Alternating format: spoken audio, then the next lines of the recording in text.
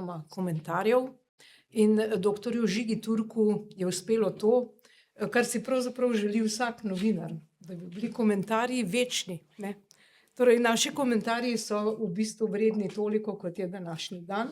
Če sem čisto odkrita, a ne, ker jutri je pa že solata zavita v tem komentarju, tako mi radi rečemo. Ampak, glejte, doktor Žiga Turk je pa v tej knjigi Krivomisleki raziskal in raziskuje robove tistega, kar v današnji družbi velja za sprejemljivo. Torej, do kam še lahko sežemo. Kaj je tisto, kar je korektno, pravilno in ali je to tudi nekaj več. Torej, začniva kar s prvim vprašanjem, tem najbolj pogostim, vsi so se to spraševali, doktor Turk, krivomisleki, kdo so to, kaj je to, kako naj vas sploh vprašam, kaj, kdo, povejte nam. Najprej lep dober večer, hvala, da ste prišli, hvala tudi vsem znancem, prijateljem, sopotnikom, bivšim sopotnikom, hvala založbi Družina, da je omogočila izdajati tele knjige, hvala tudi vam, da ste si vzeli čas, da moderirate tole predstavitev. Hvala tudi vsem urednikom tistih spletnih ali nespletnih glasil, v katerih sem tole objavljal in ki so me nekako na to pot spravili. Tukaj bi omenil Uroša Urbasa, potem Janja Drnovška, gospoda Čakša, pa še koga sem gotovo pozabil. Ja, naslov je Krivomisleki, ne. Zdaj, v Orwellu se pojavlja ena beseda, ki se reče thought crime, ne. Tam je bilo neke stvari so bile kriminalizirane, neke misli so bile povsem prepovedane, ne. Zdaj, mi ne živimo ravno Orwellovo 1984, ne živimo tudi Huxleyjevega lepega novega sveta, ampak čisto v neki normalni družbi pa tudi ne živimo, ne. Tisto, kar je tam thought crime, ne, je tukaj oziroma je v teh družbah, ne samo v slovenski morda nekaj bolj, ampak tudi na zahodu, poznano pod imenom wrong think, se pravi napačna misel, ne. Tisto, kar je narobe, tisto, kar rekel celotna družba, vsi v šolah, vsi zgodovinarji, vsi novinarji, pravijo, da je s tem nekaj narobe, ne. In potem sem nekaj časa gledal, kako bi pa ta wrong think prevedli v slovenščino, no, in se je pojavila beseda krivomisle, ki se mi zdi, da je taka čist lepa slovenska, če je kakšen slovist tukaj med publiko, mislim, da je čisto v redu. Skratka, gre za neke misli, ki so krive, ki so napačne v tem prostoru, jaz sem pa globoko prepričan, da so ta prave in da jih je potrebno širiti, ne, da je naš osnovni problem ta, ne da imamo slučajno neko vlado, ki je napačna, pa ki ima napačne ideje, ne, ampak da je nek, rekel, konsenz v tej družbi o nekaterih zelo, zelo temeljnih stvareh napačen. Ne, in iz tega potem vse skupaj izhaja, vse te naše napake izhajajo, vse napačne volilne odločitve izhajajo, vse napačne odločitve tudi politike z druge strani, ne, kjer leva stran ni povsod v Evropi tako, kako bi rekel, nesposobna, tako skrajna, kot je pri nas, ne. In vsakič posebej in v vsaki kolumni posebej se s tem spopadam oziroma napadam enega od teh krivomislekov, ene od teh temeljnih napačnih idej, ki so pa tukaj sprejete za edine, za dominantne, za normalne. Morava si deliti tale mikrofon. Zdaj, glede na to, da so tukaj kolumne od leta 2007 do 2024, to pomeni, da mi že kar dolgo mislimo tako, kar je izven teh okvirov tega, kar naj bi bilo, ne. Že od kar nekaj časa imamo misli, ki so splošno označene kot krive, nekorektne. Povejte nam, kdaj se je to začelo in kako je šel ta razvoj? Zakaj smo v bistvu vse bolj omejeni v tem razmišljanju? Kaj pa vem, ne, jaz mislim, da se mi napačne misli vlečejo tako rekoč od osnovne šole naprej, ne. In še vedno, marsikdaj, rekel, na nek način, ne bom rekel, da obračunavam, ampak polemiziram s tistim, kar so nas v šoli učili, pa sem mislil, da so nas oziroma da so otroke nehali to v šolah učiti leta 89, 90, 91, pa potem govorim z mladimi ljudmi, ne, pa vidim, da še zmeraj to učijo. Sicer mogoče mečken, kako bi rekel, v lepši celofan zavito. Ne. In jaz sem napačno razmišljal pravzaprav od osnovne šole naprej. Ne. Jaz se spomnim enkrat anekdota, po mojem bil nek 2., 3. razred osnovne šole, pa so nas nekaj učili o partizanih in tako naprej. Ne. Jaz dvignem roko, ne, sem vedno rad dvignil roko, če sem kakšno stvar vedel. Rečem, ja, meni je pa stara mama povedala, veste, da so bili pa tudi eni, ki so bili proti Nemcem, ne? Ampak niso bili partizani. In potem je bilo vse narobe, so mogli starši v šolo priti in tako naprej in tako nazaj. No, in, ne vem, če sem potem še kaj dosti rinil v to smer. Ne? Ja, sem pa leta 2007 pa začel objavljati bolj intenzivno o teh družbenih zadevah, sej prej sem kar nekaj napisal v drugi polovici 80. let za moj mikro, ampak to so bile tehnične računalniške stvari, kjer je bilo včasih morda kaj med vrsticami, kakšna neumnost tistega sistema izpostavljena. Janez Janša mi je dal priložnost, da sem postal takrat minister za razvoj. To je bilo na tako športno ministrstvo oziroma fakultativno v primerjavi s tistim ta drugim potem. In tehnična možnost se je takrat pojavila, da je bila infrastruktura za to, da nekaj napišeš, da je bila tam, da če si znal pisati, se ti ni bilo treba ukvarjati z infrastrukturo, kako to na internet postaviti in tako naprej. Moderno je bilo, češ ne, si pa politik, si pa minister, pa kar direktno komuniciraš z ljudmi. Mislim, da X-a oziroma Twitterja takrat še ni bilo, so bili blogi, so bila mečkano daljša sporočila. Pa sem rekel, pa dajmo poskusiti, ne. Je pa potem, tako kot tudi v uvodu napišem, kar en lok, no, od teh zadnjih 20 letih, od leta 2007 pa do danes, ki se tudi čuti, no, v tonu, v ugotovitvah, v recimo optimizmu, pesimizmu, razmerje med tem in onem. Tudi je na nek način ta knjiga kronologija časa, ne, kjer se mi zdi, da je bil na začetku je bilo vprašanje, kako tranzicijo zaključiti. Ne. Skratka je kazalo še ene par stvari uredimo, pa smo tam. Ne. Zdaj je pa, v zadnje čase je pa, kako preprečiti, da bi v celoti se odkotalila cela zadeva nazaj torej tja, odkoder smo prišli. No, zdaj, ko menjate Janeza Janšo, lepo ga pozdravljam, seveda tudi druge goste, ampak bom zdaj prebrala tale citat. Prav gospod Janša, lahko preberemo, je napisal: kolumne doktorja Žige Turka so galilejevski klic v stilu in vendar se vrti v močvirju protiznanstvenih paradigem. Zdaj, tole krivo mišljenje, ne, krivo misleki, ali je to bilo zdaj dejanje vašega upora, še iz tistih let, ko vam je stara mama povedala, pa ste v šolo vprašali, ali je šlo zgolj za v bistvu iskanje nepotrebnih težav, ker dokler ste pisali o računalništvu, sigurno niste dobili bodeče niže, pa nagrade za sovražni govor in tako, mislim, kako je bilo s tem? Ste kljub potem vztrajali, gre tu za nek intelektualni upor. Ne? Dejansko je tako, da v bistvu malce včasih pogrešamo intelektualce v Sloveniji, ki bi se uprli. No, v tejle sobi pravzaprav vidim kar nekaj obrazov oziroma intelektualcev, ki so se uprli. Sem zelo počaščen, da so prišli na predstavitev tele knjige. Jaz v bistvu težko pišem, počas tipkam in, kako bi rekel, nimam energije, moči, motiva, ne, da bi pisal nekaj, kar nima smisla. Ne, to se pravi, da je treba napisati nekaj tazga, kar je potrebno povedati. Ne. In mislim, da so tukaj noter sami taki teksti, ki jih je bilo v tistem trenutku treba povedati, pa ki so danes še vedno aktualni. Ne.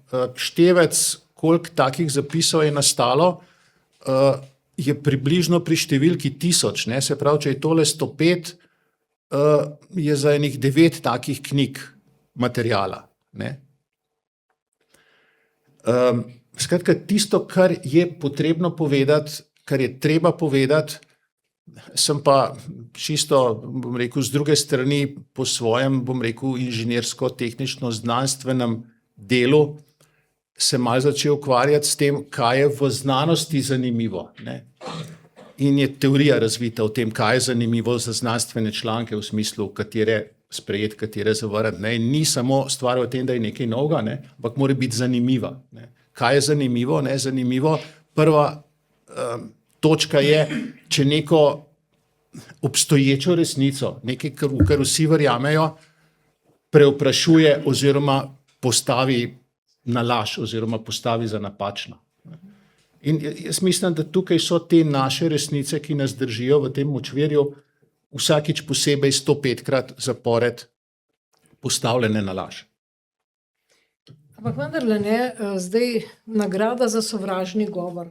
Kaj je bilo to? Je bilo to, zapomnite si Pariz, kaj je bilo to sovražnega? Povejte nekaj več o tem. A veste, formalno imamo neko svobodo govora, ne.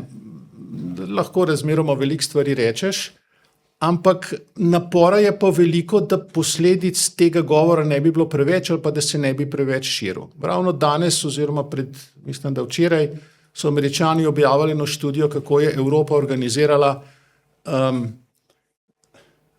družbena omrežja oziroma kako je vpregla družbena omrežja, zato da bi v njenem imenu zganjali oziroma izvajali cenzuro. In to je bilo nekako tako narejeno, kako bi mi povedali recimo Facebooku ali pa X-u ali pa Googlu, ne, da bi oni sami od sebe majčkeno tiste vsebine, ki nam pašijo, dali navzgor, tiste vsebine, ki nam ne pašijo, bi jih pa skrili ali pa preprečili, da bi bile objavljene, ne.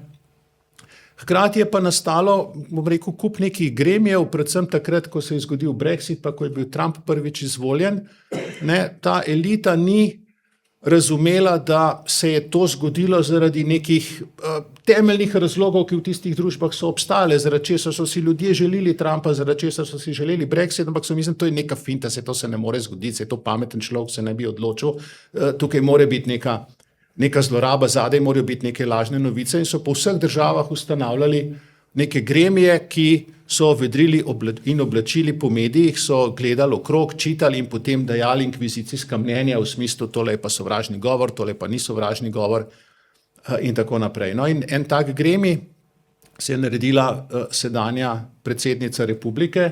Se mi zdi, da tudi v okviru teh, kako bi rekel, gradnje njene kariere oziroma kot eno stopničko pri napredovanju v državni vrh. No in to je bilo takrat, ko je en velik terorističen napad v Parizu terjal, mislim, da veliko življenj, muslimanski je bil in tako naprej. In tam sem jaz napisal pač par takih stvari v smislu, niso vsi muslimani teroristi, ampak so pa vsi teroristi zadnje čase v Evropi muslimani, ne. Ampak tisto, kar jih je zbodlo, je pa v bistvu absurdno, ne.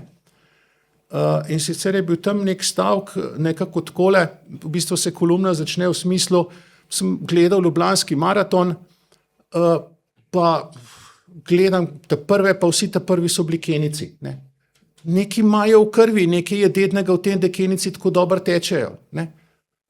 No in skratka potem naprej, ne, da ja ne bi kdo mislil, da jaz kaj rasističnega mislim, ne, sem napisal, sej, ko bodo imeli v Afriki dobre šole, ne, bodo imeli tudi proporcionalen del Nobelovcev, ne. Nimam nobenih predsodkov glede tega, da bi bili v Afriki sicer za laufat ful nadarjeni, za misliti pa ne, ampak pač infrastrukture še nimajo, ne.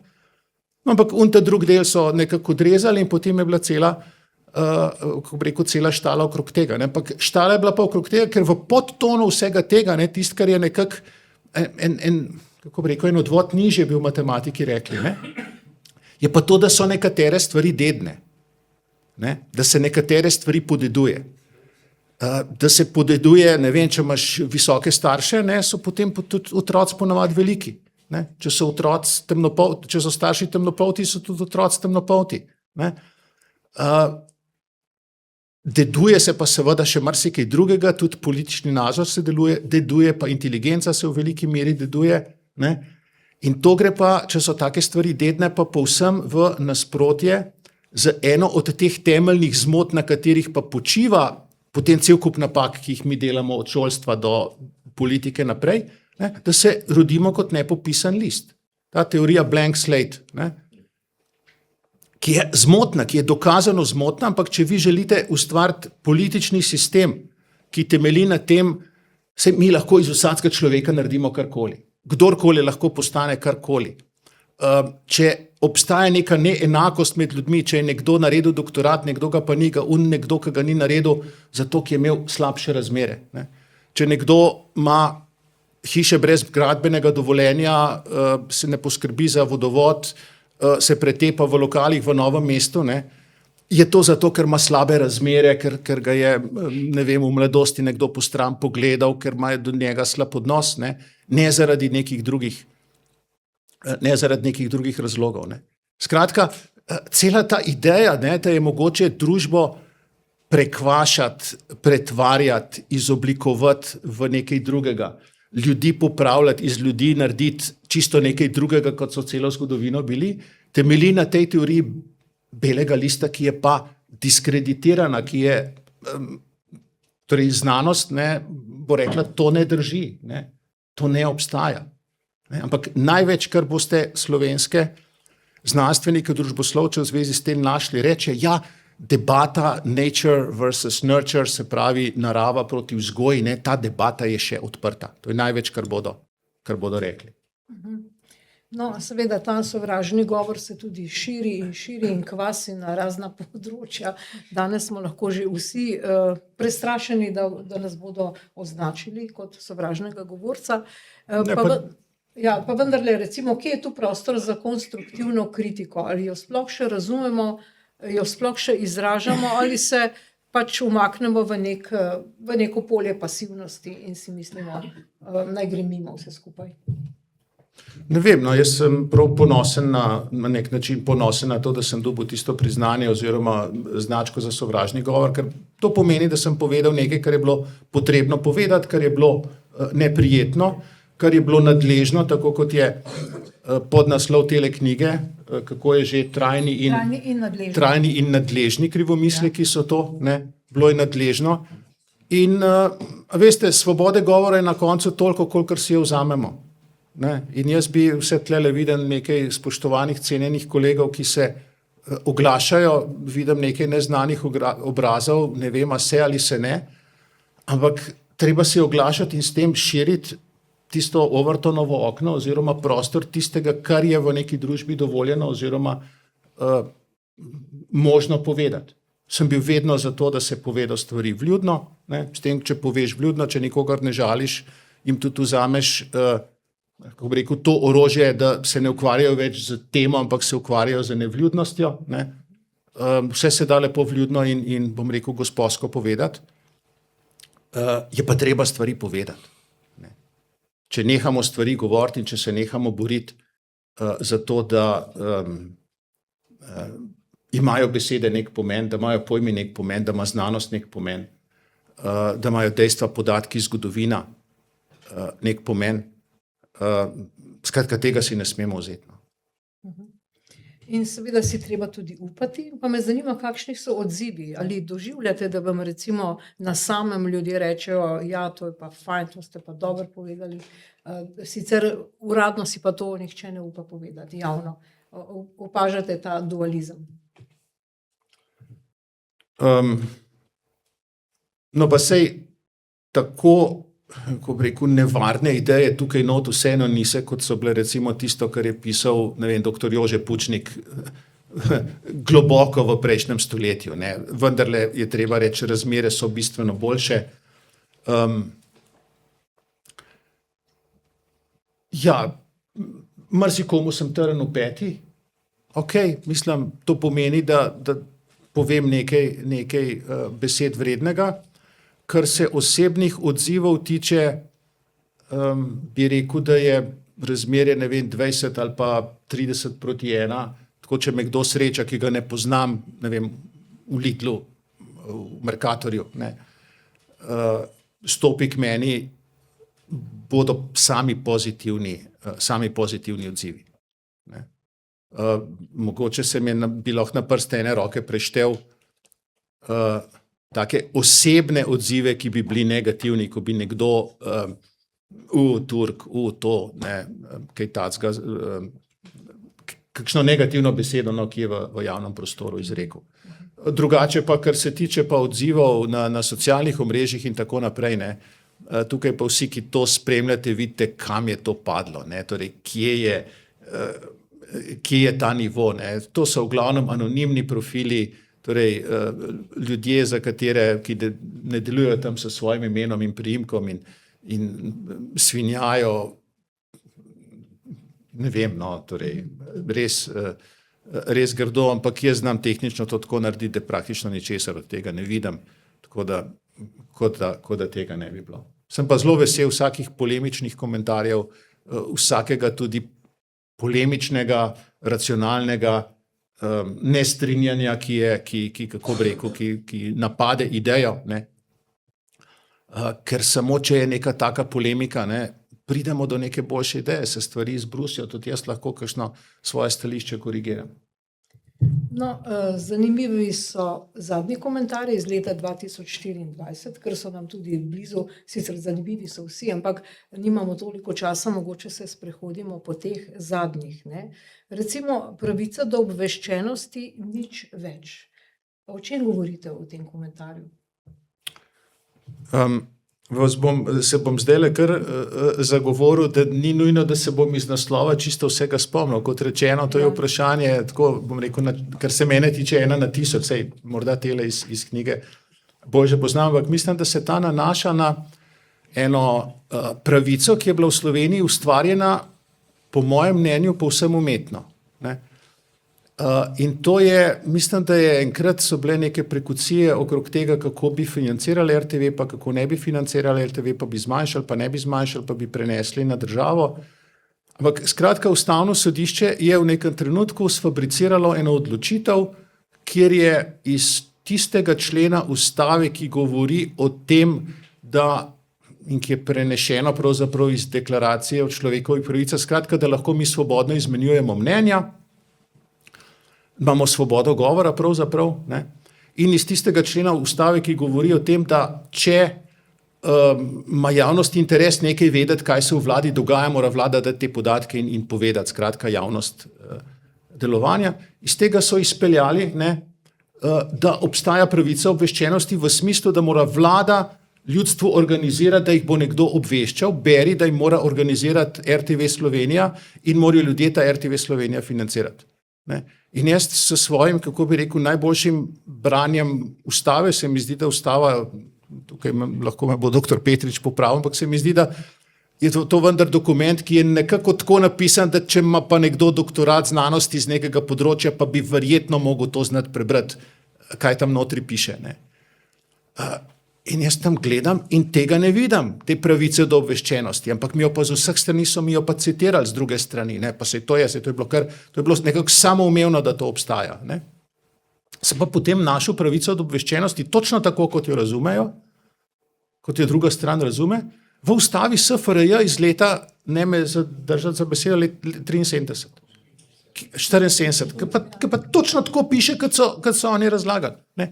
Ampak kar se je vmes zgodilo, je skratka, da je Ustavno sodišče v nekem trenutku, ne, saj pravniki hodijo pa 4 leta v šolo, da znajo to napisati brez zamere, ne, da je kako bi rekel, iz tistih členov nekako sfabriciralo to, da ta pravica obstaja, skratka, da je treba to obveščati. Torej so prinesli tisto, čemur smo se mi iz Ustave leta 74 odpovedali v slovenski pravni red z neko odločitvijo Ustavnega sodišča. Ne vem, no, ne. Jaz mislim, da jaz sem itak, kako bi rekel, tako mečkan, oziroma precej liberalca, ne, in sem mnenja, da nobena stvar ne more biti pravica, ki jo meni more nekdo drug delati. Ne. Jaz imam cel kup pravic, ampak če to zahteva obveznost nekoga drugega, to ne more biti pravica. Ne. Zato sem bil tudi, ne vem, kar se tiče evtanazije, ne more biti moja pravica, da jaz silim zdravnika, da mi bo nekaj delal. Ja. Dobro, zdaj takole ste rekli da so včasih elito ločevali dragi avtomobili in nakit, danes pa se ločuje po luksuznih prepričanjih.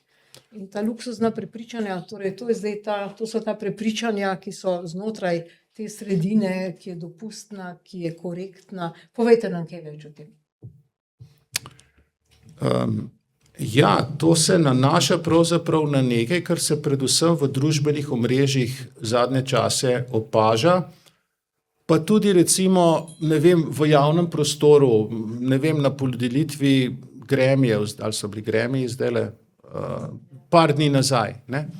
Kaj pomeni luksuzno prepričanje, ne? Zdaj, neluksuzno prepričanje je tako, da če imam jaz neko prepričanje in ga bom živel, recimo sem prepričan, da, kaj pa vem, se moram 40 dni pustiti strogo pred veliko nočjo, ne?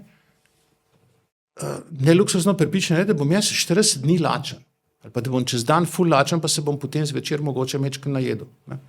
Prepričanje, ne vem, če je nekdo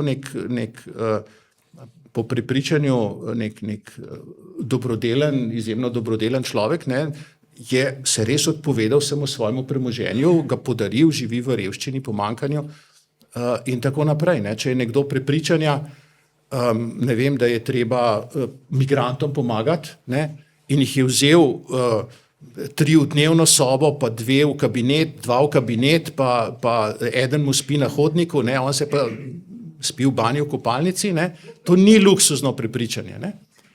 Ampak če ti pa, kako bi rekel, živiš svoje življenje, ne,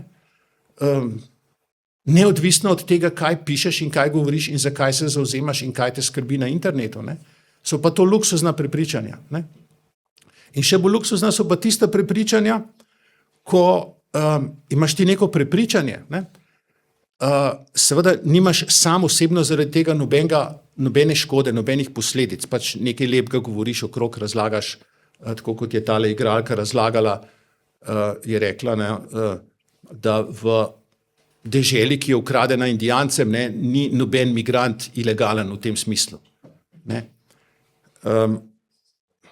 Ona nima osebno nobenih posledic, zaradi tega treplali so jo, pa vsi so kimali, noben se ni upal reči, da je svojo vilo tamle Indijancem, ne.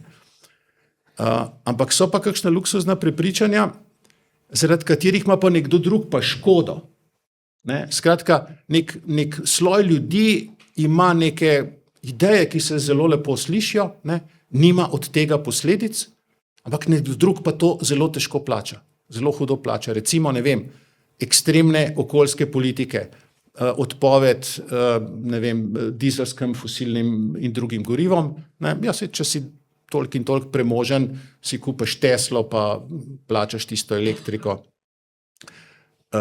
in tako naprej, ne, ampak za reveže pa to podraži, ne, in podraži seveda najbolj goriva, ki jih rabijo, da se pripeljejo v službo, podraži hrano in podraži osnovno hrano v bistvu najbolj, ki je največ energije noter, ne. To je pa potem težava, ne. In danes praktično vsa socialna omrežja, cel internet funkcionira na teh luksuznih prepričanjih, ne. In skoraj noben od vsaj teh, ki v glavnem toku nekaj pripovedujejo, ne, ničesar ne tvega s tem. Nobenih posledic nima to za njegove življenje, kvečem ima nekdo neko škodo. Se teh luksuznih prepričanj bi našli, ne vem, lahko v zvezi z Gazo bi kaj rekel, ne, ali pa zdaj v zvezi z Epsteinom, ne, teče v bistvu tekma, kdo bo to bolj obsojal, pa kdo bo bolj nekoga drugega nekaj v to potunkal.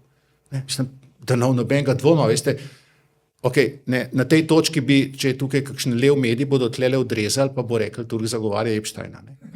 Tako to funkcionira, ne. Mislim, lejte, je bil pokvarjenc in se pokaže, da je bilo cel kup nekih ljudi, za katere smo mislili, da so nekako normalni, ne, da so pokvarjenci, ne.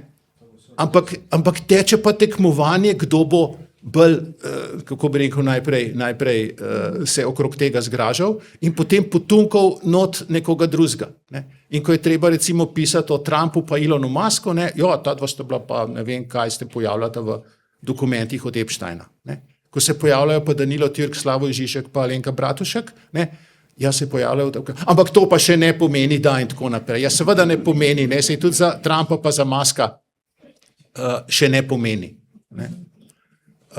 Tako da, ja, in luksuzna prepričanja, veste, si lahko privoščijo tisti, ki so nekako dovolj dobro preskrbljeni, ne, da lahko potem druge ljudi v neko slabo situacijo oziroma jim povzročajo neke težave s tem, da razglašajo to naokrog.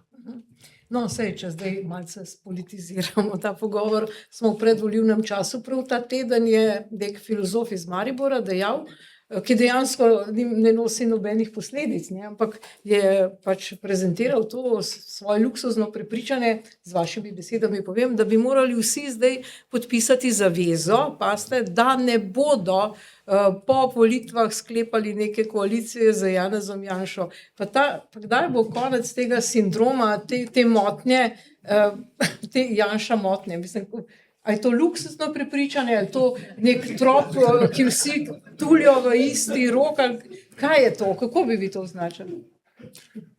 To je politična taktika, ki je na prejšnjih volitvah še nekako delovala, zdaj se mi pa počasi zdi, da tudi, kako bi rekel, neka večina ljudi prihaja k pameti, da Janez Janša ni najslabše, kar se tej državi lahko zgodi, no, da je še dosti drugih možnosti. Ne. In na to se mi zdi, no, da ne, tudi verjetno, jaz upam, da so se politiki iz prejšnjih volitev naučili, ne, da tukaj nekaj mencati, ja, pa ne, da nima smisla, ne, da pač vrneš nazaj na gobac, ja, zakaj pa ne? Ne? Ali pa, zakaj pa vi delate razdor tukaj, ni to tudi demokratična stranka? Ne? To je tudi neka kolumna tukaj govori o demokratizmu, ne? Demokracija na eni strani, demokratizem na drugi. Ne? Demokratizem, prepričanje, da samo če tvoji zmagajo, je demokracija, če pa kdorkoli drug zmaga, pa to ni več demokracija. Ne? In imamo te demokratiste v velikem številu. Ne? Imamo Goloba, ki gre na neko enostransko, enobarvno sektaško proslavo, pa nam potem razlaga o enotnosti. Ja, mislim, no, žalitev za zdravo pamet ali pa za razumevanje besede enotnost. Dobro, vi prihajate iz tehničnih vod, ste v bistvu znanstvenik, ne? Pa me zanima, ste bili vi kdaj deležni te tako imenovane kulture odpovedi, to se pravi cancel culture, to, skratka, vam ne bi objavljali, bi vas blatili. Je še nekaj takih, ki potem se jim to zgodi, so nekje ves čas oblateni in se jim nič ne objavlja, jih smešijo. Ste bili vi kdaj deležni tega? Ne, razen da ravno pogostih vabil na te dominantne medije ni in moram reči v obojestransko zadovoljstvo zadnje čase, ker res ne vem, veste, če bi prišel jaz imam za RTV vprašanje, ne, kako oni doživljajo to depolitizacijo, kako se počutijo kot depolitizirani, kako se počutijo kot nikogaršnji klapci. Če bi bil jaz tja povabljen, bi jaz njih to vprašal, ne glede na to, kaj bi bila oddaja. To bi vprašal voditelja. Ne. Kaj je bilo že vprašanje? Cancel culture. Cancel culture. Moram reči, da nisem imel, no, skratka, vsaj v tehnični karieri, kjer vendarle držim, kako bi rekel, a veste, v tehniki ne moreš politizirati, ne. V tehniki ne moreš rezultatsko soditi v smislu, zdaj bomo pa mi rekli, takle bo most, potem bomo pa računali oziroma poskušali najti račune pa formule, iz katerih bo izpadlo, da se ne bo podaril. Ne. Mi pač zračunamo, a se bo podaril ali se ne bo. Ne delamo rezultatsko tako, kot je dostikrat v slovenskem sodstvu ali pa tudi v slovenskem novinarstvu in moram reči, da kakšnih nisem imel na tem znanstvenem polju nobenih težav, je pa kvečjemu v obratno smer. No, tisto, kar je opaziti, je, da je recimo dosti lažje dobiti raziskovalen denar, predvsem v Evropi, deloma pa tudi v Sloveniji, če je raziskava nekako politično korektna, če je ta prava. Mi smo se matrali s predlogi, pa so bili dobri predlogi inženirski v zvezi z neko digitalizacijo in informatizacijo in tako naprej, vse zavrnjeno. Smo zraven z levo roko napisali en projekt, ki je bil tak zelen. Ne. Takoj smo ga dobili. Ne. Ja, ne.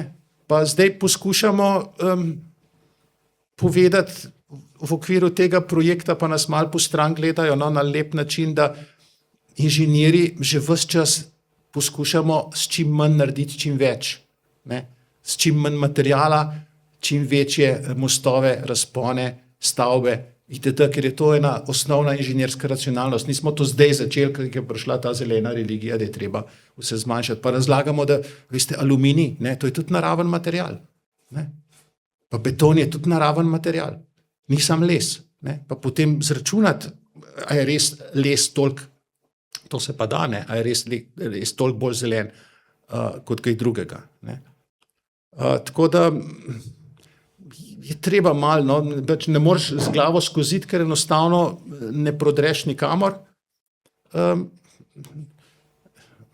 Je pa recimo ena taka luštna anekdota, no, ko imamo potem ti zeleni projekti, pridemo skupaj, pa vsi tekmujejo v tem, kdo bo bolj radikalen v tem, ne.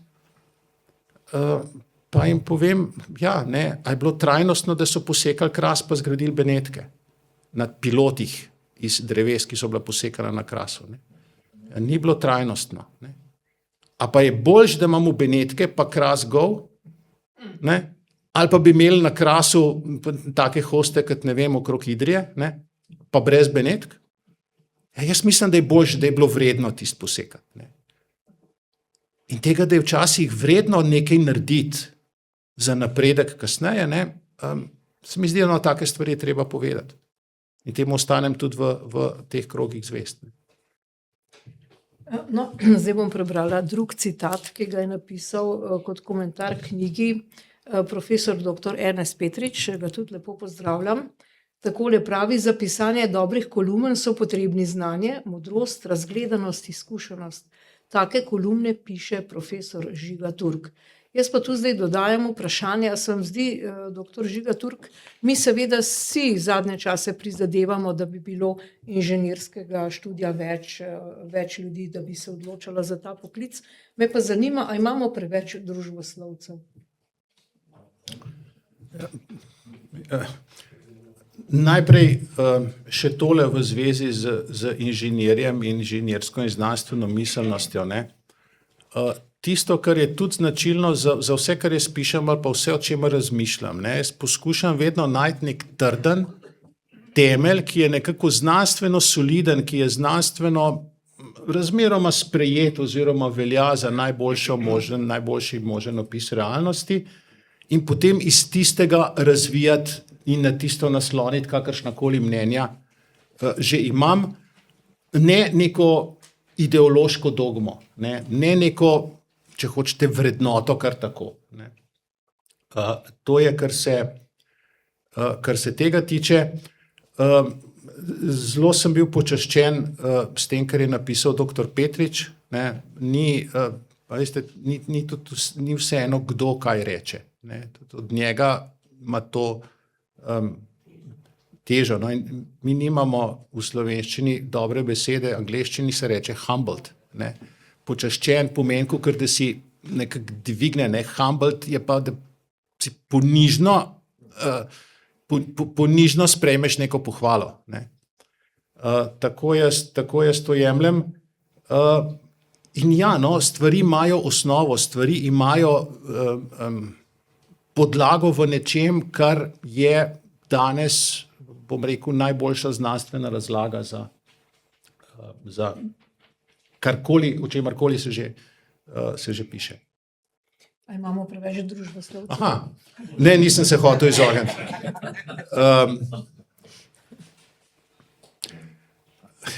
Zdaj, to bi se v načeloma moralo videti na Zavodu za zaposlovanje. Ne? Pa imaš koga preveč ali imaš koga premalo. Razen, ne, če se pojavi motnja na trgu, kot je recimo država, ki zaposluje potem določene ljudi. Ne? In jaz mislim, da bi država lahko funkcionirala z manj ljudmi, ne? In velika večina tistih, brez katerih bi lahko funkcionirala, so verjetno družboslovci. Ne? Kar pa ne pomeni, da ti družboslovci ali pa da je družboslovje povsem nekoristno, ker tudi, bom rekel, v inženirskih podjetjih, v znanstvenih podjetjih, ne, veste, vedeti, kako ljudje funkcionirajo, kako družba funkcionira, v marketingu, v ekonomiji, ne, ni na odmet. Ne. Tako da jaz bi bolj rekel, bolj je vprašanje, kaj pa kje delajo, ne, kot pa zdaj, a so ena stroka ali so pa druga stroka.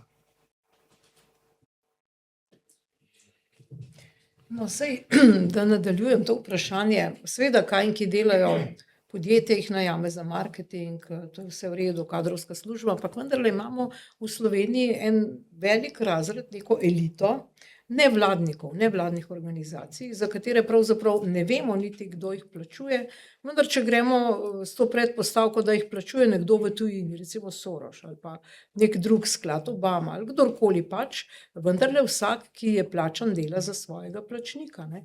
Ali bi morali to kakorkoli preveriti in mogoče omejiti, tako kot to naredijo, so že naredile druge države, ne. V bistvu ne moramo imeti tu nekih izvajalcev, nekih politik, za katere sploh ne vemo, kakšne so, kdo to plačuje. No, tisto, kar opažamo v zadnjih tednih, ne, je res povsem, kako bi rekel, brezsramna politična kampanja, ki jo peljejo ene 2, 3 nevladne organizacije, vsi veste, na koga mislim, ne, ki zganjajo, kako rekel, ves čas, ne, na vse možne načine politično propagando za en politični pol. Ne. In hkrati se imajo, da so nevladne organizacije, da so apolitične, da so nevtralne in tako naprej. Ena od teh organizacij je naredila cel kraval okrog tega, da nekdo, ki je prodajal hamburgerje, zdaj uporablja tisto spletno mesto oziroma tisti network za to, da prodaja demokracijo oziroma da prodaja neko politično stranko. Ne. Ta, ki pa to očita, ne, so se pa zbrali skupaj tisti, ki so bili za ženske, pa za splav, pa za, bom rekel, take stvari, ne. Ampak zdaj pa prodajajo politiko, bom rekel, tele vladne koalicije. Ne. Zdaj oboje je, kako bi rekel, no, skratka, ne moreš očitati, ne moreš drugmu očitati to, kar sam delaš, še v bistveno večji meri. V Sloveniji imamo razmeroma strogo, na nek način trapasto zakonodajo, ki omejuje, kako se politične stranke lahko financirajo. In vsi vemo, da brez nič ni nič, ne. In potem se iščejo obvodi.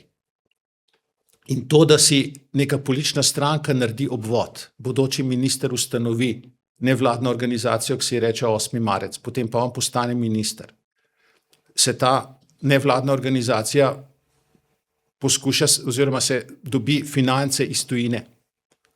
Zato, da potem zganja politično propagando za ono politično stranko, katere ustanovitelj je, oziroma iz katere je ustanovitelj te nevladne organizacije. Ne. To je povsem nehigienično in samo še dodatno utrjuje to, kar že dolgo časa gledamo, samo je zdajle še hujše, in to je, da je ta naš, kako bi rekel, to naše igrišče, na katerem bi mogle 2 ekipi igrati neko politično tekmo in bi mogel boljše zmagati. Ne. Včasih smo rekli, da v eno smer visi. Ne. Ja, zdaj visi še bistveno bolj. Ne. Zdaj so našli še neke nove in še neke dodatne obvode. Kako to zregulirati? Se bojim, da prav enostavno ni, ne. Ker na nek način, veste, svoboda govora velja. Ne. Zasebniki bodo dajali denar kamorkoli. Ne. Je pa zanimivo, ne, da o stikih teh, ki financirajo 8. marec, ne, z Epsteinom, to je pa vse tiho, ne, to pa, tam ni pa nikjer nobenega zraven, pa je. Ne. Tako da tisto, kar bi morali tudi mogoče mi na naši strani se bolj potruditi, ne, je, da bi tudi več delali na naši civilni družbi. Ne. Tle je desna stran včasih, mislim, ja, se mi imamo pa cerkev, ne. Ampak to ni isto, ne. To sploh ni isto. Ne. Je pa tako, ne, dosti lažje jim je bilo na tisti strani, ne, ker so tisto celotno premoženje, vse te organizacije, kjer so se že v prejšnjem sistemu svaljkali bodoči kadri, ne, vse to so povzeli. Praktično zagonski kapital za vse to, ne, je prišel iz Slovenije, iz slovenskih državnih podjetij, iz raznih slovenskih razpisov, kjer so si prijatelju dali denar. Ne. So se pa potem usposobili tudi na mednarodni trg po sredstva in jih zdaj pa tudi tam dobivajo. Ne. Ampak zagonski kapital je pa prišel tlele iz Slovenije in tukaj se mi zdi, no, moramo narediti več. Ne more naša civilna družba, ko bi rekel, na popoldanskem delu nekih profesorjev ali pa zanesenjakov temeljiti, ne. Ampak je vprašanje, koliko full-timerjev pa lahko plačamo oziroma koliko jih lahko imamo, ne. Koliko gotovih karier lahko naredimo mi v svoji civilni družbi. Ne. Ali bi se morala cerkev v Sloveniji bolj politično angažirati? Jaz ne bi rekel, da bi se morala bolj politično angažirati, ampak bi si pa dostikrat želel, da bi bolj na glas povedala, kaj so njene vrednote oziroma za kakšne vrednote stoji nek slovenski kristjan. Potem naj pa to preslikajo politično, bom rekel, volivci, kakor želijo. Jaz se bojim, no, da je v bistvu od prejšnjega sistema ali pa iz druge vojne, ne vem, kako si to razlagati, no, nek strah, kako bi nek strah v slovenski cerkvi obstal, da se boji nekako pokončno postaviti in povedati jasno in na glas. Ne. Se mi zdi, kardinal Rode se je veliko upal. Ne. Pa marsikdo je takrat rekel, da je bilo kontraproduktivno, ne, ampak je pa širil prostor tega, kar se lahko reče, kar je sprejemljivo, o čemer se lahko govori. Ne. Tako da jaz bi si želel cerkev, ki je tudi o družbenih vprašanjih bolj glasna, ker, kako bi rekel, družbeni vpliv je ena od dveh stvari, zaradi katerih religije imamo. Ne. Ena je zato, da imamo mi osebno nek steber, neko tolažbo, še nekoga ob sebi, vsak posameznik, ne. Ampak drugo je pa, da cerkev vzdržuje, rekel, genetski zapisnike kulture, neke civilizacije, skrbi za to, da se nekaj iz roda v rod ohranja in si bi vedno lahko želeli več. Ne. Po drugi strani je pa edina velika profesionalna slovenska založba, ne, Družina. To pa je nekaj, kar lahko rečemo, da je pa en zelo dober projekt. Cerkve pa gospoda Rodeta, pa torej drugega. Dobro, zdi se, da je tale knjiga, če človek bere tele kolumne, nek klic pozdravi kmečki pameti. Ne? Zdaj, nehote se človek spomni Butalcev, ki so se spopadali s pametjo, pa so vedno zmagali Butalci. Ne? Ampak povejte nam, kako pa je s to zdravo kmečko pametjo danes v Sloveniji?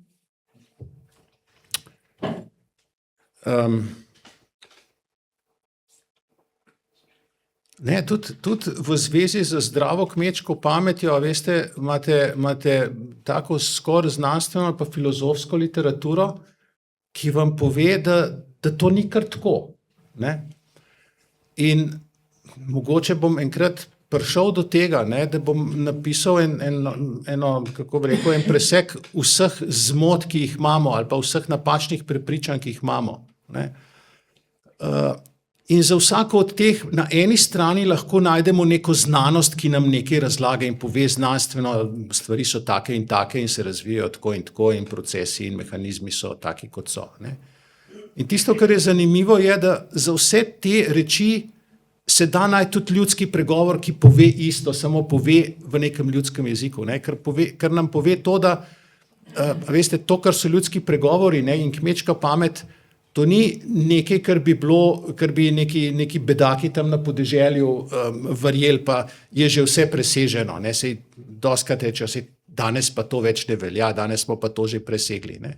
V teh pregovorih so neke zelo globoke modrosti destilirane, ne? Tako kot šnops, ki je v zelo mečkanih kozarčkih, pa zelo fajn zaleže. Ne? In ljudje so te pogovore poznali, so se jih držali in ti pogovori so ostali zato, ker se je obneslo tistega pregovora se držati. Ne? Brez dela ni jela. Ne? Pa povejte to Luku Mescu. Ne? Rekel, čakaj, kako da ne? Ne, seveda je. Ne? Dobiš bone, dobiš socialno pomoč, seveda je. Ne?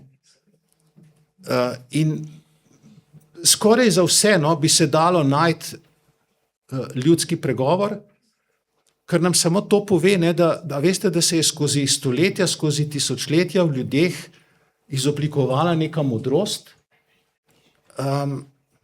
ki je empirično preizkušena. Tudi če ne vemo, zakaj funkcionira, to je mogoče bistveno pri celi stvari. Ne. Tudi če ne vemo, kaj funkcionira, to mislim, da je Nassim Taleb pisal. Ne. Če ne vemo, torej, če ne vemo, zakaj nekaj funkcionira, če se nam zdi neracionalno, pa že dolg časa ljudje to počnejo, potem moramo ponovno premisliti svojo definicijo racionalnosti. Ne, ali je tisto prav ali je narobe. Ne, empirično so te stvari preizkušene. Tako da,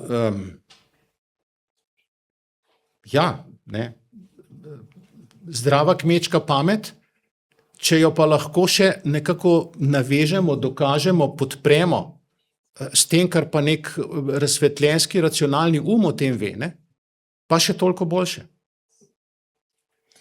No, ko že omenjate enega od ministrov, kako se potem zgodi, da v Sloveniji vendarle izvolimo kljub tej racionalnosti ljudi, ki pa se ne ponašajo ravno z veliko dozo te zdrave pameti? To je odlično vprašanje. Ne? In vedno, kadar gostje ne vedo odgovora, ne, si vzamejo nekaj časa razmislek s tem, da rečejo, da to je pa odlično vprašanje. Ne?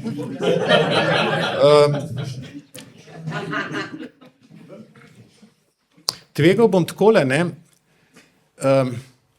Zdrava kmečka pamet ni bila narejena za demokracijo. Vsi ti pregovori, vse te modrosti, ne, so nastale, ker ni bilo demokracije.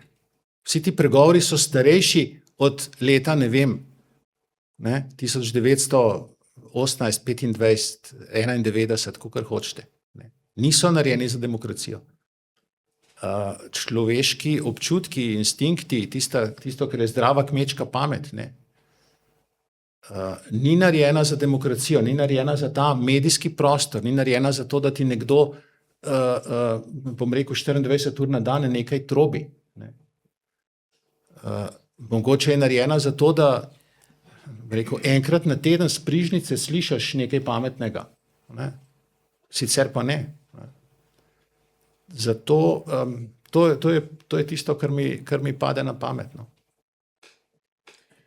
Dobro, bom še tretji citat iz Ovitka prebrala, to pa je Uroš Urbas dejal: Žiga Turk ostaja zvest pisanju, ki izziva, osvetljuje in išče resnico. Zakaj ste vi dobili bodečo nežo? Zato, ker sem ves ta progresivni establishment spravil v neko zadrego. Ne. Človeški je v zadregi takrat, kadar more istočasno verjeti dve stvari, ki sta si pa med seboj nasprotujoči. Ne. In temu se izognejo tako, da nikoli na o obeh stvarih istočasno ne premišljujejo.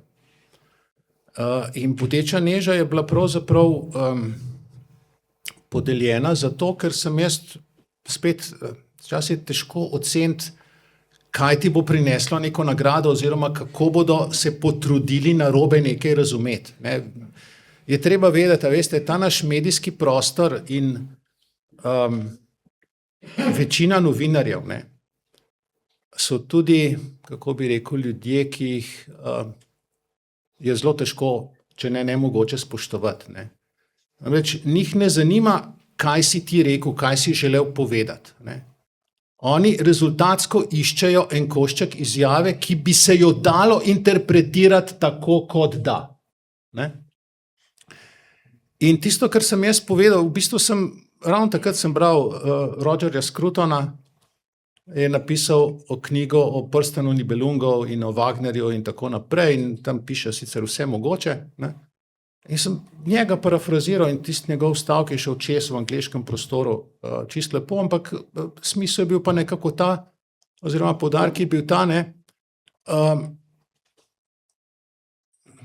če posilstvo ni nič posebnega, ne, potem tudi seks ni nič posebnega in obratno, ne, posilstvo je nekaj groznega, zato ker je seks nekaj resnega, ker to ni nek šport, ki se ga bi kar tako lotil, ne.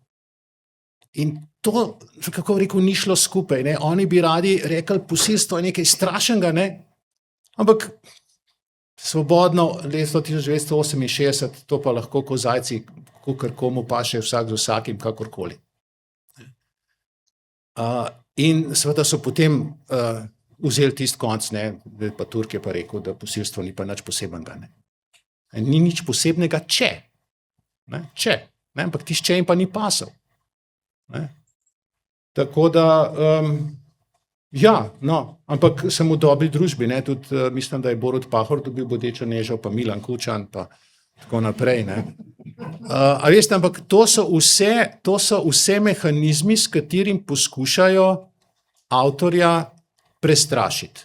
Ne, pa ne toliko mene, kot vse druge, ki bi tudi kdaj kaj mečken, kako bi rekel, po zdravi pameti povedali, oziroma bi kakšen krivomislek izustili, ne, in potem tam gledajo, se Turka so vlačili zdaj tle en teden po televiziji, bom jaz rajši, se ne bom v zvezi s tem oglašal.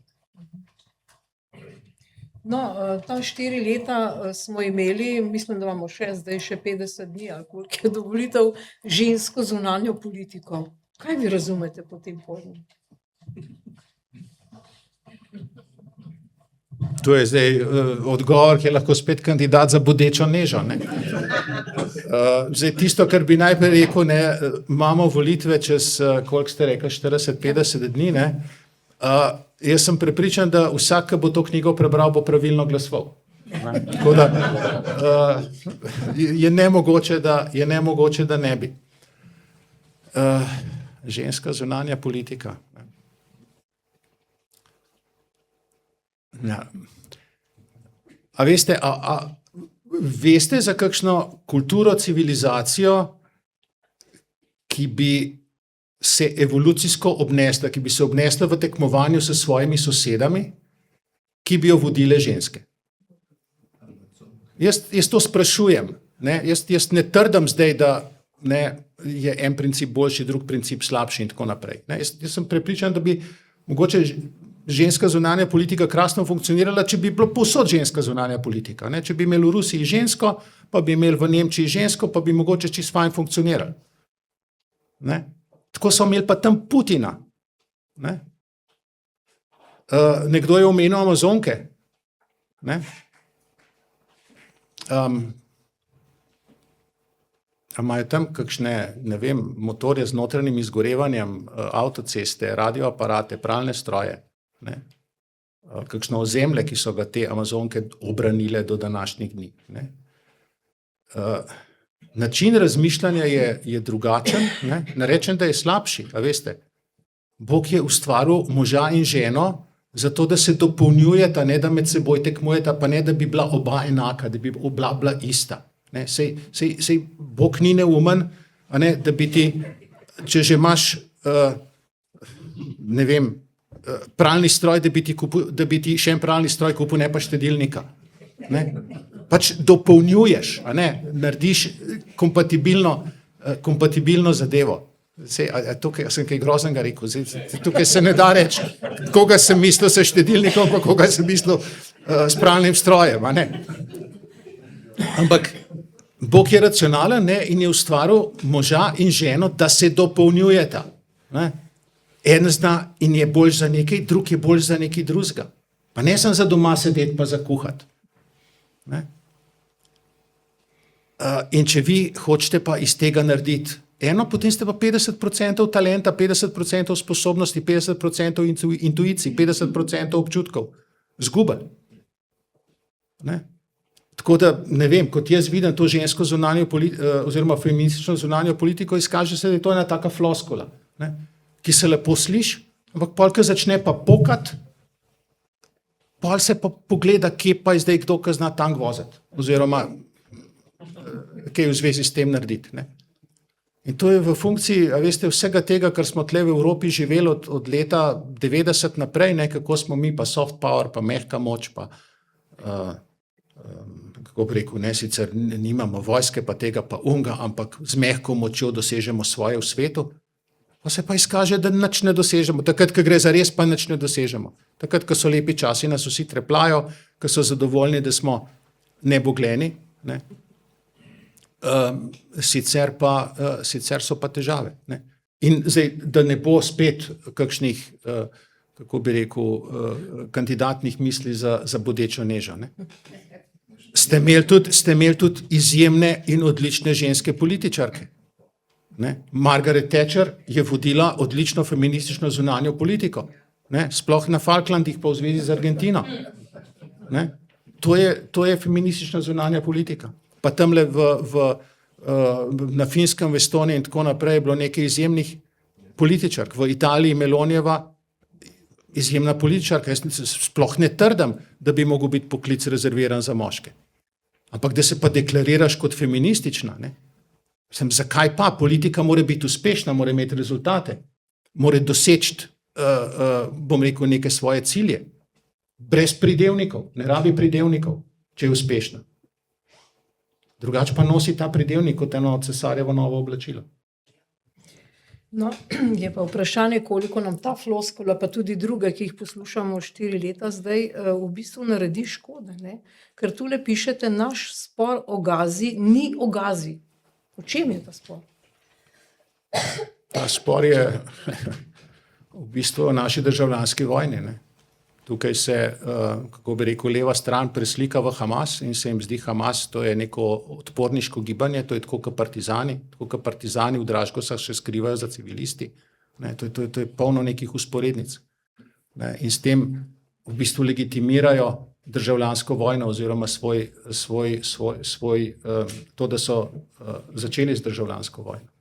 Potem so pa tukaj še seveda drugi faktori, kot je pač ta odpor do imperializma, pa do neoliberalizma, pa do Amerike, ki se iz osvobodilne fronte naprej vleče, pa pač nek latentni antisemitizem, ki je razmeroma splošno prisoten žal v številnih družbah, pa nostalgija za neuvrščenostjo, ne, ker smo bili ta glavni tam v teh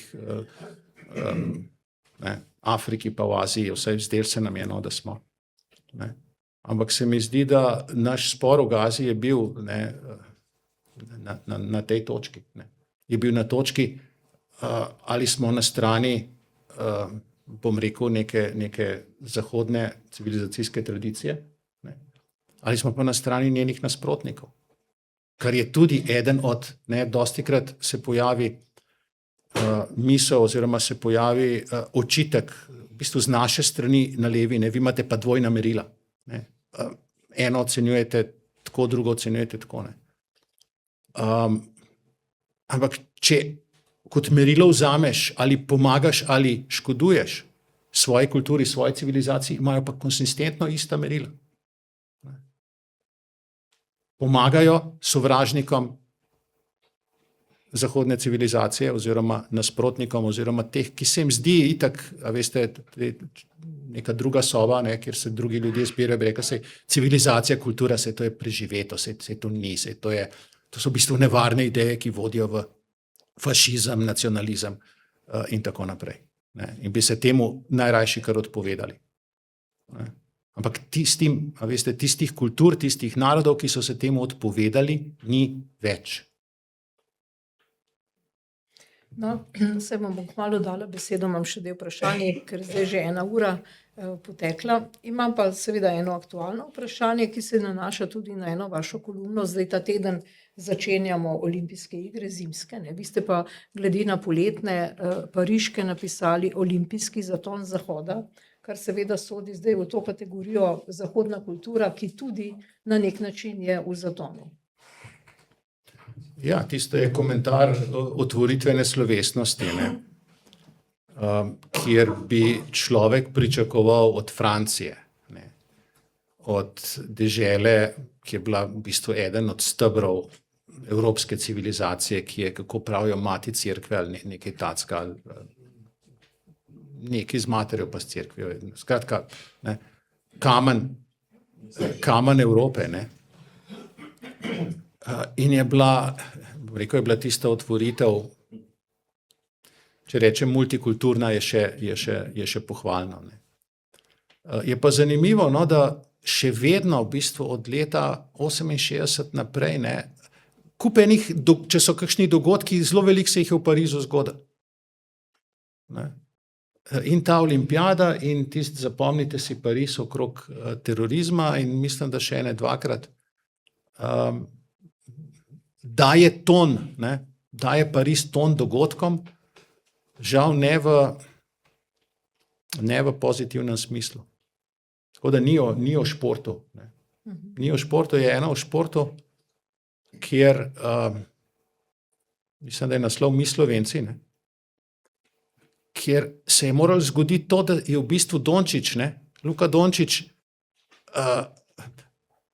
nam dovolil, oziroma smo se potem, ko je on s tem geslom, pa njegova družina s tem geslom prišla, smo se Slovenci upali reči Mi Slovenci, ne, oziroma navijati za košarkarsko reprezentanco. Ne. In prej so pa vsi nekako zaradi tistega njegovega mehkega zelo pazljivo skakali. In je nam pravzaprav on pokazal, ja, mi Slovenci, to ni pa nič hudega, ne, to je pa fajn, ne, da smo ponosni in da smo složni.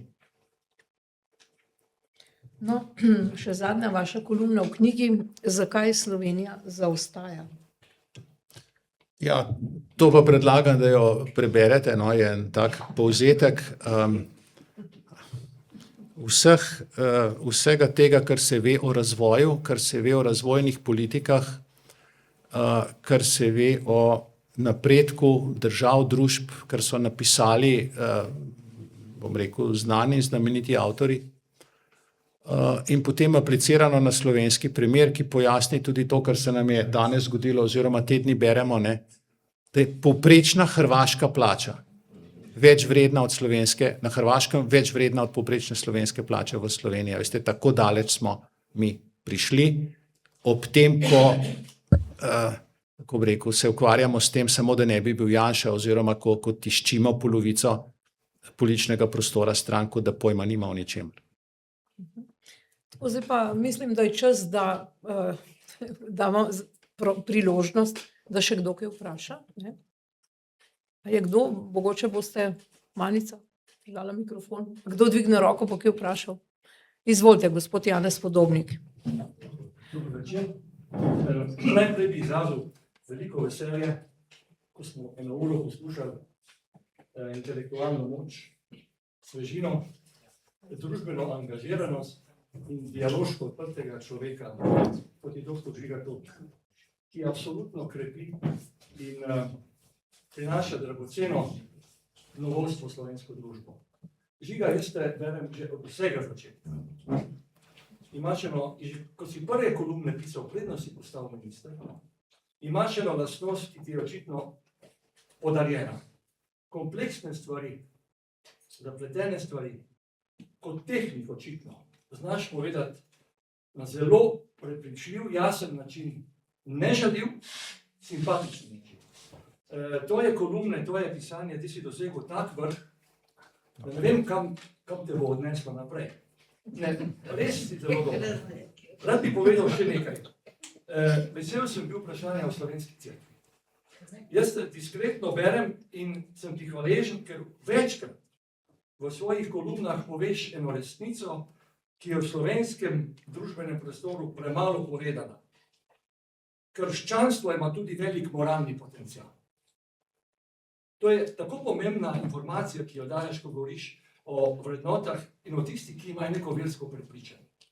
In sem ti tudi za to tvojo držo, ki si jo na koncu tudi povedal in bi izrazil in bi podprl slovensko cerkev in mlajše škofe, ki so se tudi na zadnjem referendumu pogumno odprli v slovenski družbeni prostor in jim želim, da se to nadaljuje. In sedaj pa eno samo polemično vprašanje, spoštovana Vida, ki ste odlično vodila ta pogovor.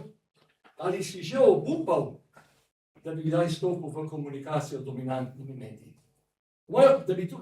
Kdaj smo brali zadnji intervju s tabo v nekem slovenskem, ko rečemo, dnevniku in tako naprej? Kajti velik del tvojih tekstov je namenjen tudi našim prijateljem na progresivni levici. A te berejo? Meni se zdi velika škoda za slovensko družbo, da nimamo, ti si izreden polemik in polemike krepijo in bogatijo družbo. Torej, ali dobiš daj kakšno povabilo, da greš tudi na drugo stran nekaj? Pa še pogumno piši naprej. Hvala. Par kratkih odgovorov. Zdi se mi to, da če neko stvar dobro razumeš, jo znaš preprosto razložiti. Tega se držim predvsem kot profesor na fakulteti, ko težke stvari predavam na enostaven način. Kar se tiče dostopa do medijev, zahvaliti se moram vsem urednikom Siola, ki so me prenašali, tamle vidim Petra Jančiča, pa nekatere pred njim, pa še kakšnega za njim tudi. Za v bistvu Siol sem rad pisal, ker tam sem prišel, kako bi rekel, med druge ljudi. Med tiste, ki me ne poiščejo na mojem blogu ali pa ki ne zaidejo v knjigarno družine. Kar se tiče pa te glavnih medijev, nobenega vabila nisem dobil. Slišal sem celo, da v enem od teh medijev so enkrat objavili z menoj nek pogovor, ki ni bil sicer cel intervju, ampak je pa bilo tako čez kar nekaj. In je baje lastnik tega medija rekel, da tega Turka ne vidim več tukaj. Tako da mi je žal, kot rečeno, za te spletne medije oziroma za Siol ali za kaj podobnega, kjer nekako te prebere nekdo drug, nekdo z druge strani. Sicer se mi pa zdi, da recimo sobotna priloga Dela, da to ni več to, kar je bilo nekoč. Včasih si spremljal sobotno prilogo, da si vedel, o čem v Sloveniji teče diskusija. Jaz sem to dolg časa kupoval zato, da sem videl, kaj drugi berejo. Pa sem kupoval zato, ker je bila mama navajena, da to bere. Pa sem kupoval zato, ker je ta časopis, na katerega se Delo tiska, odličen za kamin počistiti, skratka, šipo pobrišeš, pa imaš potem za podkurt. Potem smo se pa toliko navadili kupovati po internetu, da skozi en karton hodi v hišo in imam tisti za podkurt. In enostavno je sobotna priloga, pa prej so bili recimo to naši razgledi, se še spomnim, to so še starši brali. To je zdaj postal nek časopis, kjer se med seboj pogovarja en pol in se pogovarja pač tako, kot se znotraj enega pola lahko pogovarjaš, škoda. Dobro, imamo še mogoče kakšno mnenje. Še kdo se javi? Sicer bomo zdaj seveda se zahvalili doktorju Žigi Turku